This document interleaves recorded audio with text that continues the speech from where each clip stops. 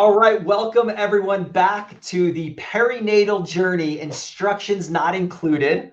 I have an incredible guest today. We've chatted a little bit on the pre-show here, and I am very, very excited and honored to have Dr. Suffren on the show with us today. She is a psychiatrist that specializes in the perinatal space, and we are going to have some great information to share with you guys today. So Dr. Samantha Suffren, welcome to the show.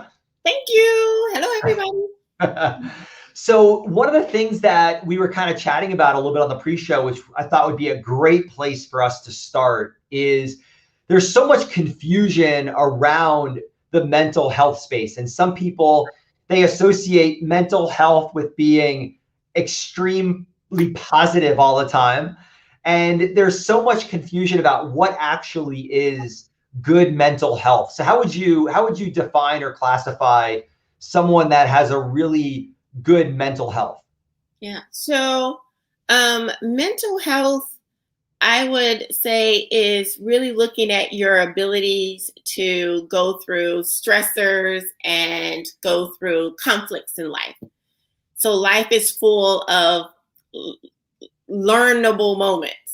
And with each one of those comes a conflict where you either learn something, you decide something, you create a belief, and then you move past it. So mental health or mental wellness, as I like to look at it, is how well you get past those moments in life and what you do and what you create in those moments in life. And based on what you create in those moments in life, does those things help you or hurt you? I love that you categorize it as learnable moments, because a lot of people categorize when things happen to them, they immediately categorize them as good or bad.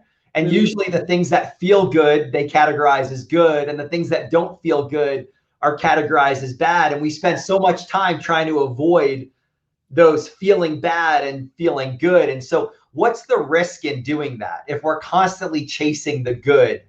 Well, if you look at just how we grow in general, so if you think of a child or a baby, everything that a child does to get to the next level comes with a little struggle. They learn how to walk, they fall down. They learn how to talk, they kind of mess up. I mean, it's all a little bit of a struggle. So if you only go with what feels good or what you do well with, you don't grow.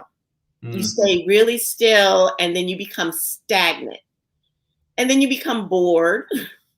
And then you start having the wondering, am I doing enough? I'm not, I'm a failure, things of that nature, because you're not growing. Yeah. So if you only chase the happiness loses its zeal, its flavor. And I guess one of the ways to force yourself into challenge is to have a child. Oh yeah. Force you right on into let's learn all the skills at once. Yeah. So what do you see commonly come up with expecting parents or parents with young children? What are some of the common themes that you see that people struggle with the most? Yeah, I see a lot of you want to get right. That word right. And the risk of getting it wrong is there's such a high consequence if you don't get it right.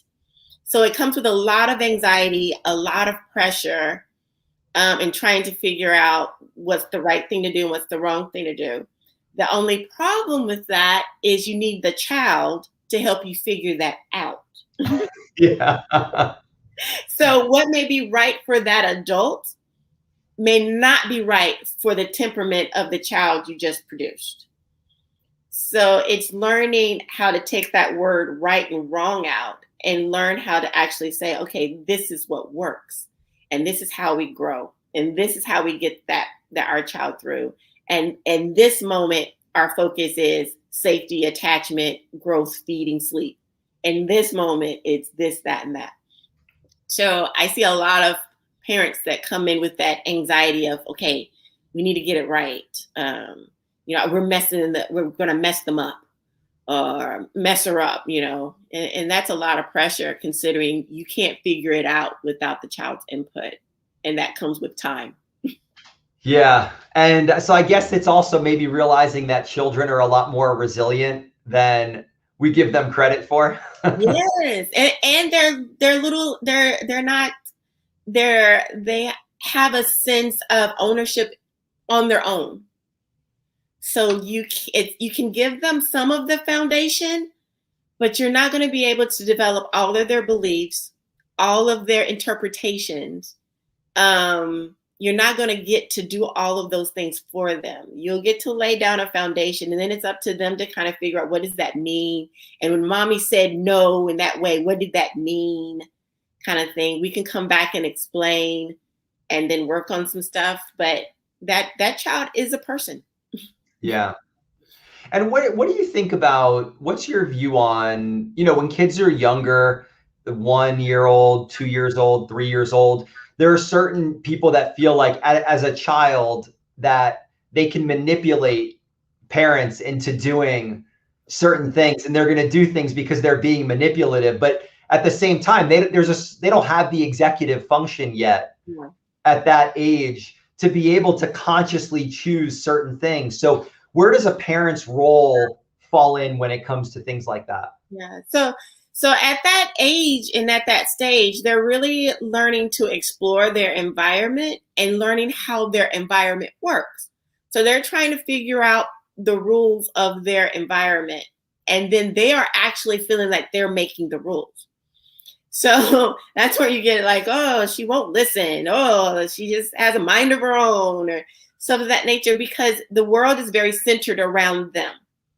So with that mindset, it allows them to actually explore safer, because they think that they are controlling and able to make things happen so they can explore. So that's a healthy thing when you have a child that you're like, oh, she's she has her own mind. And so, well, she's feeling safe to explore. That's a child that feels safe to explore. You'll also have some kids that do not feel safe to explore. And they will not do those things. They will not, as you say, challenge the parent or try to do something that you just was told no, not to do. They won't do it. So then that child grows up into an adult that doesn't feel safe to explore or feels safe to push past challenges. So it's a healthy stage. It's a challenging stage, but it's a healthy stage. And they need to go through that in a healthy way. So well, those parents, I tell them, go with the child in and make sure that they are safe in what they're doing and that you're consistent. So you can actually teach them that this is part of the rule. It's like, okay, I said no, I must have to say no again. And I'm gonna have to say no again and then move you. Until they get to the point that, okay, I've now decided and figured out that this is a no. You may have said it 50 times, but they have to figure out that this is a no. So how can parents encourage that expression more and give the child a space that's safe to be able to do that, and at the same time the parent deal with it more effectively? Yeah, it's really I like to just explain it to them that way, of just letting them know what the child is going through. So when we look at, when we're perceiving our world with our child in it, we're understanding their behavior based on our perceived world. If you actually allow yourself to perceive the world in your child's eyes, you can see that that child is pretty much just doing what they want to do and enjoying themselves in the way that they can enjoy their environment. It has nothing to do with you. Yeah. You don't come into their perception until you actually get on their level, get their attention and say no. Then they're like, oh, now you're in my world. Otherwise, they're just like, hey, what is that? Let me do that. Oh, chair, let me jump out. It's just they're in their world. So if you understand that it has nothing, they're not trying to do something to you. It's not a personal attack or they're challenging the authority or being disrespectful. It's just that you're up here, they're here, and their world is right in front of their eyes. Yeah, I noticed that the other day. So I was on the phone, just a little personal story. I was on the phone with my nephew, and he has like this little animal that he loves to hold, and he couldn't find it. And when he realized that he couldn't find it and it wasn't around him, we're FaceTiming together. and he just had a complete meltdown trying to find this thing, and nothing else mattered.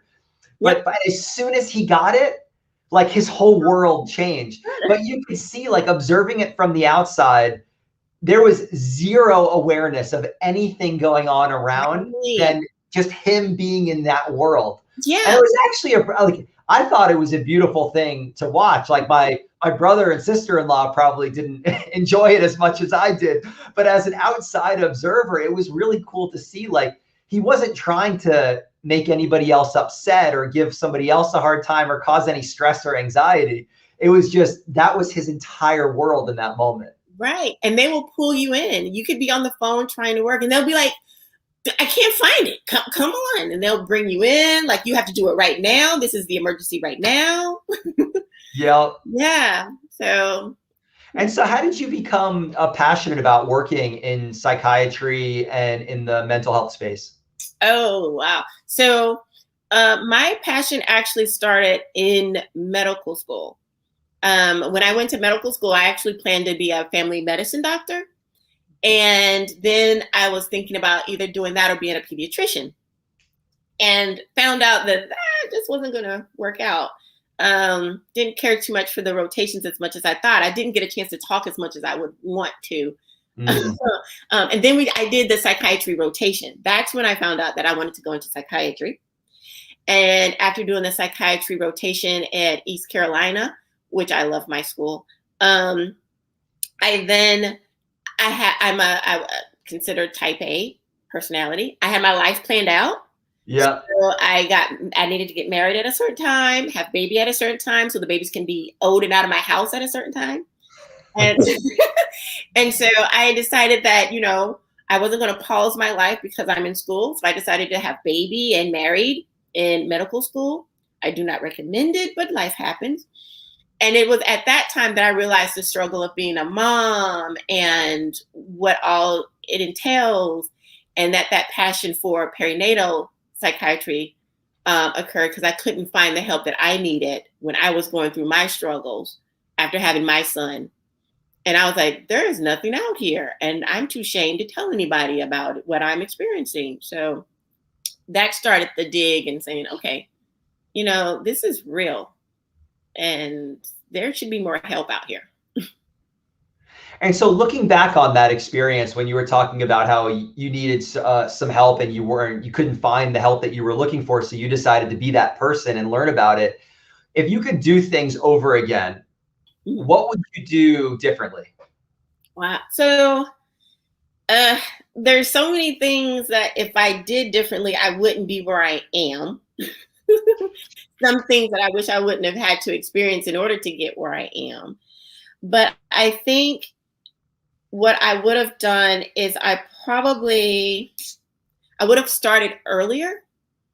And because there wasn't anything around, there wasn't a fellowship at that time. Dr. Zachary Stowe was the closest I had to kind of learn stuff from it.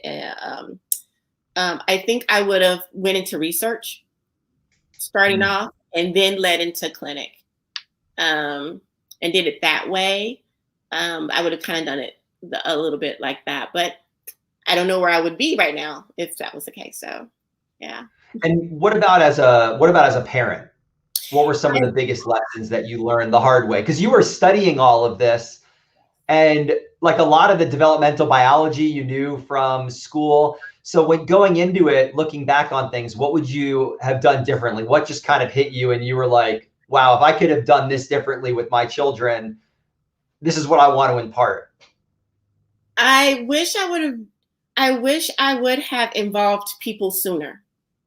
I wish I would have involved my husband more, instead of trying to be like super mom and trying to handle stuff because I feel like it was my role that I was supposed to. I wish I would have involved my mom sooner, because by the time I went and got my mom, I was like, I really needed her by then. I was like, oh, Mom, I'm about to. She saw it all in me and she just took over. And that was my saving grace. But I was really trying to handle too much for too long. And I would have done that differently. I would have reached out to my support system a whole lot sooner.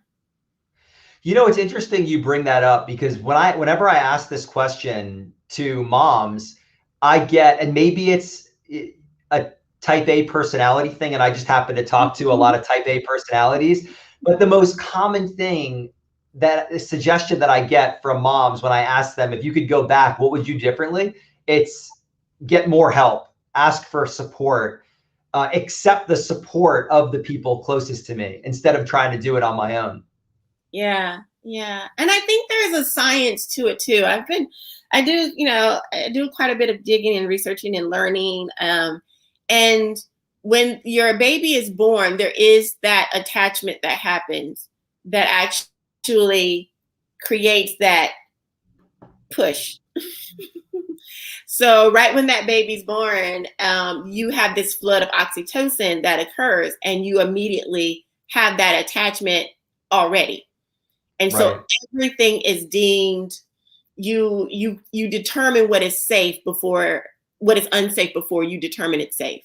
So you'll find that new parents will be like, oh, okay, we just had our baby. You can't come over yet. Yeah. So they create that safe sense. Even the mom will create that safety sense away from the dad starting off.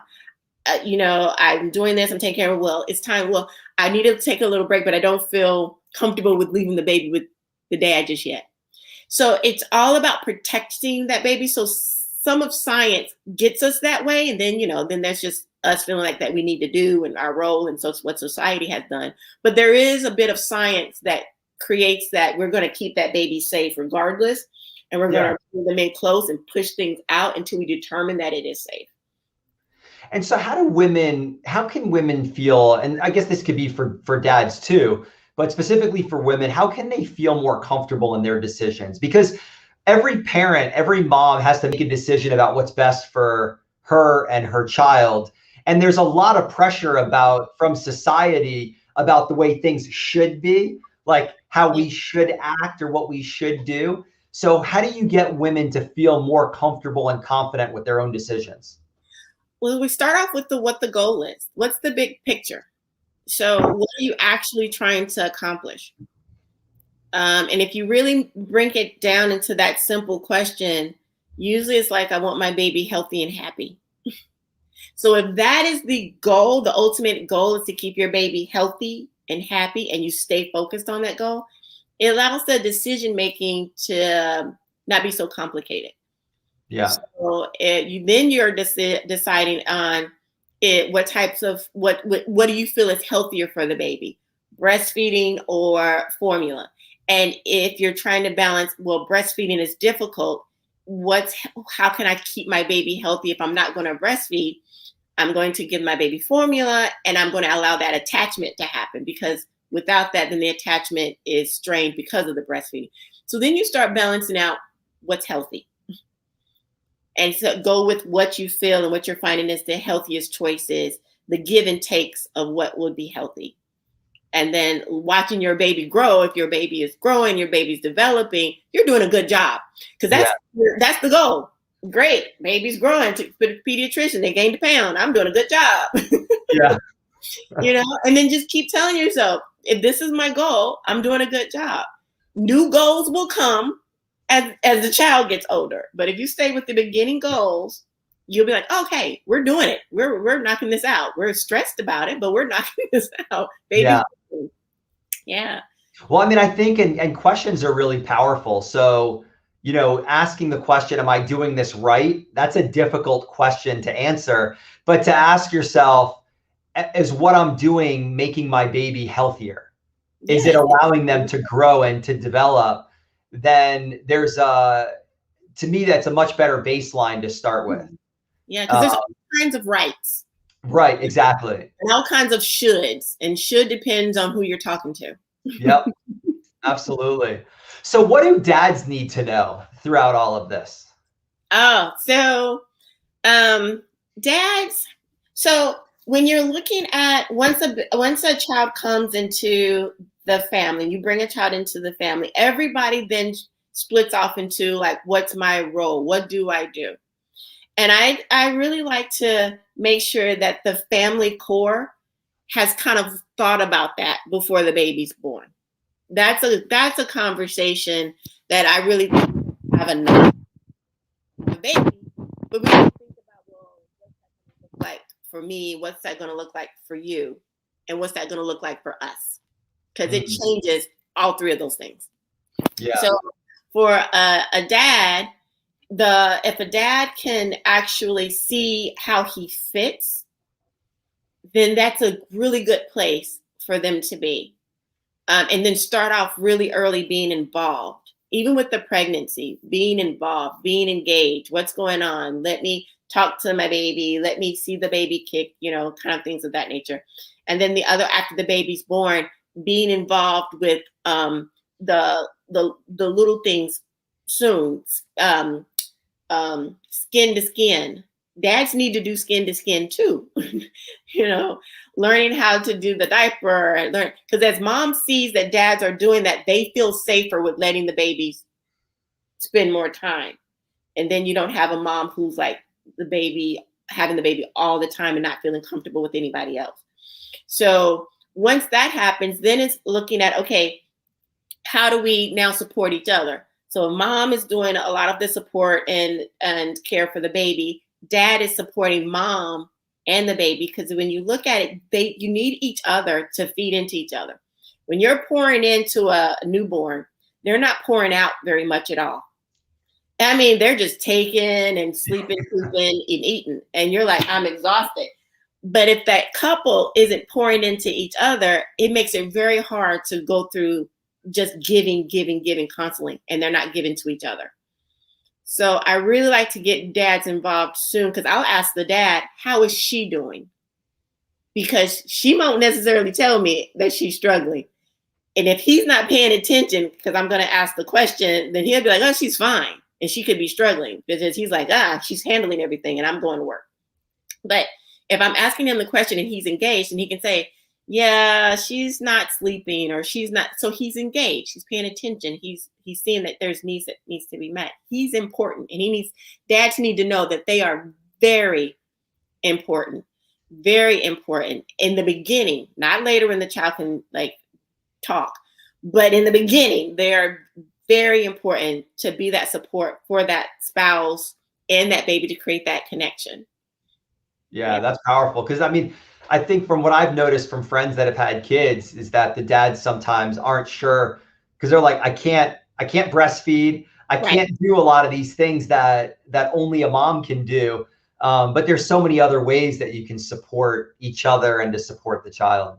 Yeah. And and depending on if the mom or how intimacy works, touch time for skin to skin, touch time for the baby is important. But hugging and allowing each other to let go is a wonderful stress reliever. Because when you know that you're in it together and you can kind of sit back and hold each other and let go, it's nice. Those are little breaks that you'll find once a new baby comes, you don't get a whole lot of breaks a little bit later. But those nice, quick, I can let go because I'm safe. So that mom can feel safe being held. That dad can feel safe being held, and y'all can feel safe together and let go. Those are important moments. What are some of your favorite books and resources for either expecting parents or new parents? So I like, it's called The Girlfriend's Guide to Pregnancy, something like that. I just find it funny. I like that, The Girlfriend's Guide. And then I do really like the resources that come out of Mass General. If you go to their website, they have tons and tons of wonderful resources for moms. I really use that. And then there's PSI, the Postpartum Support International, that has groups for dads. They have groups for if your child ends up in NICU, for NICU moms and NICU parents. They have free groups, so anybody can get help and support. So I really like those. And then nowadays, there's all these Facebook support, which is nice too. So you can look into Facebook support, and then just be aware of how you're feeling in those social media settings. Because some Facebook support can be toxic. If it starts to make you feel more worried or heavy, you need to get out of that one. Yeah. And go to one of these free sponsored PSI support groups that are actually designed to get you to a healthy point. Yeah. Awesome. Well, I can't believe how quickly the time has flown by here. Just as we close up here, is there anything else that we haven't covered that you would like to share with the audience? Well, I would say that it's important to just be aware of how you're feeling and allow yourself to be honest with yourself, and then allow yourself to be transparent with the people who love you, because they are the ones that will really check in or kind of tell you need to go get help, and encourage you and decrease the feeling of shame that sometimes happen when you feel like someone else says it's okay to go get help. Yeah. I love the whole idea of transparency. It's like some of my favorite. I love Brene Brown's stuff. Mm-hmm. And like for her, she talks a lot about vulnerability, transparency, shame, and it's really powerful. I think there's nothing better than having a great support system around you where you create a safe place for your partners to be able to share. Yeah. And if you don't have one, you can create one. Look at the PSI support groups and the other groups. You can create a support system if you're there, if you're single or you don't get there's not a tightness within the family or that spouse. Start trying to create it. And I would try to create it before babies are born, if possible. Awesome. Well, thank you so much, Dr. Suffren, for the conversation today and for the great words of wisdom for the community. And I think what you do is incredibly valuable and incredibly important. And so thank you so much for all that you do. Yes, you're so welcome. Thank you. All right. Take care. Take care, everyone. Tune in. Make sure you join more people to the Mind Body Baby group. And let's get this information out to more people. It's going to change a lot of lives. See you guys next time.